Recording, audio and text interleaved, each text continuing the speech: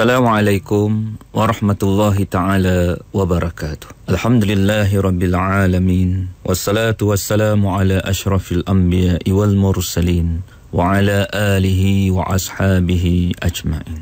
Sedang pendengar Radio Aikim yang dikasihi sekalian, anda bersama saya Ustaz Long bin Kecil, rancangan motivasi pagi Aikim FM yang diterbitkan oleh Puan Hajah Martina Ismail. Alhamdulillah tuan-tuan dan puan-puan, pada pagi ini saya nak ajak untuk sama-sama kita fokus kepada satu tajuk, iaitu the power of intention.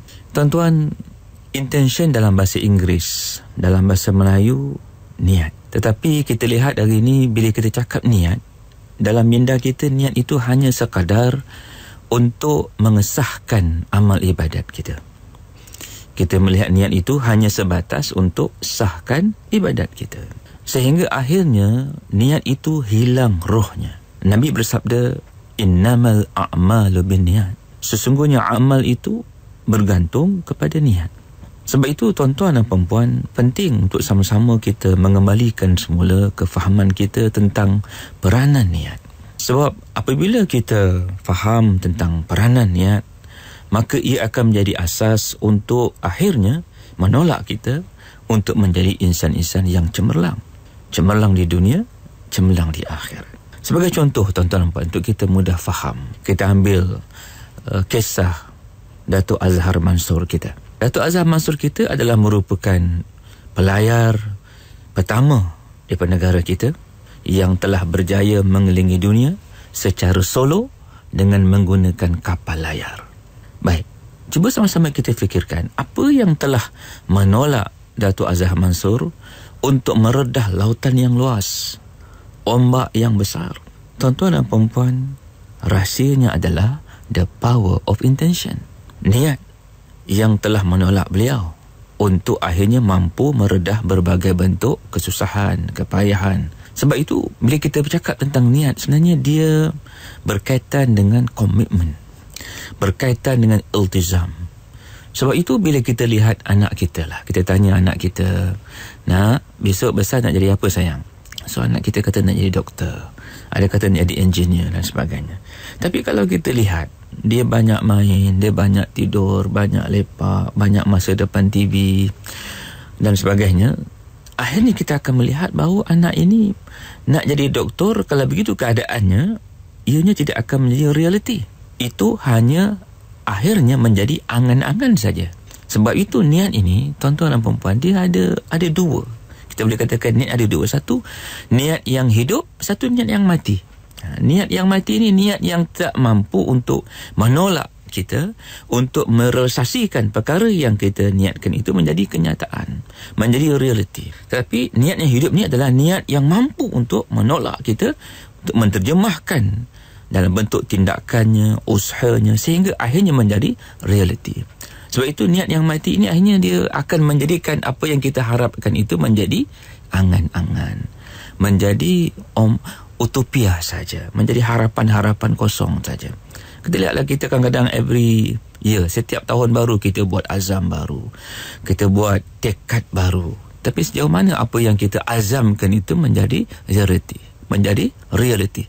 Kadang-kadang dia azam tinggal azam, akhirnya menjadi angan-angan, harapan yang kosong. Sebab itu tuan-tuan dan perempuan, penting untuk sama-sama kita melihat bagaimana untuk kita memanfaatkan kehidupan yang ada ini supaya senantiasa kita menjadi insan-insan yang cemerlang, insan-insan yang bergerak secara positif, menggunakan ruang peluang yang ada untuk membina kecemerlangan hidupnya, kecemerlangan di dunia, dan pastinya juga kecemerlangan di akhirat.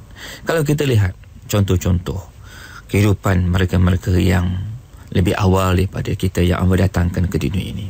Contoh tanda kita ambil Imam Syafi'i. Imam Syafi'i umurnya 9 tahun sudah hafiz Quran. Umurnya 15 tahun tuan-tuan sudah menjadi mufti di Mekah. Allahu Akbar. Apa yang telah menolak beliau dan juga ramai ulama-ulama sehingga mereka mampu menulis kitab-kitab yang besar, yang agung, yang sampai hari menjadi rujukan manusia? The power of intention. Niat yang sungguh-sungguh untuk mengabdikan diri kepada agama, mengabdikan diri untuk Allah, mengabdikan diri dalam rangka membina akhiratnya. Abu Hurairah radhiyallahu anhu, tuan-tuan, dia masuk Islam waktu umurnya 60 tahun. Kita lihat bagaimana dalam waktu yang 60 tahun. Kalau kita hari ini pencen lah. Tetapi kita lihat Abu Hurairah 60 tahun baru masuk Islam, dan dia adalah salah seorang tokoh dalam ilmu hadis yang tak boleh untuk kita ketepikan peranannya, sumbangannya dalam hadis. Allahu Akbar. Sebab itu tuan-tuan, tak kira siapa kita, orang muda ke, orang tua ke, orang lama ke, orang baru ke, kita dah start ke, belum start ke, dah lama start ke, dan sebagainya, mari sama-sama kita jadikan baki hayat kita ini dalam rangka untuk membina kehidupan yang cemerlang. Dan jadikanlah niat kita niat yang hidup, bukan niat yang mati. Apabila kita ada niat yang betul, komitmen, iltizam yang hebat, maka dia akan menolak kita untuk istiqamah, untuk konsisten, untuk sustain dalam apa yang kita buat. Tuan-tuan, satu orang namanya Abu Bakar Al-Miski. Beliau ni tuan-tuan hebat, senantiasa bau wangi, senantiasa bau harum, tuan-tuan. Sehingga orang bertanya dia, tuan ni senantiasa bau wangi, bau harum, apa rahsianya? Dia kata, saya dah lama tak pakai minyak wangi sebenarnya. Tetapi satu masa dahulu saya pernah digoda oleh seorang wanita yang cantik. Dia kuncinya rumah biliknya. Dan pada masa itu saya berfikir bagaimana saya nak selamatkan diri saya. Maka saya telah minta izin untuk pergi ke bilik air. Dan dia telah pergi ke bilik air. Di sana dia telah lumurkan badannya dengan najis. Kemudian dia telah masuk balik berjumpa perempuan tadi, dan perempuan tadi telah terperanjat dan menghalaunya keluar. Tuan-tuan, semenjak di peristiwa itu, kata Abu Bakar Miski, badannya senantiasa bau wangi, semerbak kasturi. Allahu Akbar, tuan-tuan. Niat, komitmen yang hebat ini mampu menolak kita untuk konsisten dalam apa yang kita inginkan. Apatah lagi sebagai seorang Muslim, kita berhasrat untuk menjadi hamba Allah yang baik. Kita bercita-cita untuk masuk syurga, untuk dapat bertemu dengan Allah, untuk dapat bersama dengan Rasulullah. Itu niat yang sangat hebat. Dan jadikan ianya komitmen, iltizam yang sungguh-sungguh, yang kita terjemahkan dalam bentuk tindak tanduk kita. Sebab itu tuan-tuan, kalau kita lihat Anthony Robbins dalam bukunya mengatakan orang yang hebat ini, orang yang cemerlang dan orang yang ada burning desire. Orang yang ada burning desire, maknanya keinginan yang berkobar-kobar. Tuan-tuan, keinginan yang berkobar-kobar secara konsisten ini adalah bermula dengan niat. Bermula dengan niat.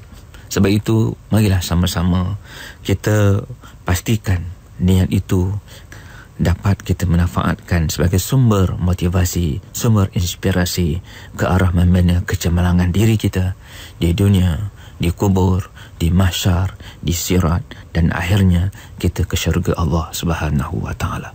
Tuan-tuan, mudah-mudahan sedikit renungan ini dapat menjadi asbab untuk kita memulakan langkah di pagi hari ini ke arah membina kecemerlangan diri yang sebenar. Semoga kita bertemu lagi, insya-Allah. Kalau tak sempat jumpa di dunia, kita jumpa di syurga. Kalau ada salah dan silap, saya misalnya mohon kemaafan. Sekian, wabillahi taufik wal hidayah. Wassalamualaikum warahmatullahi ta'ala wabarakatuh.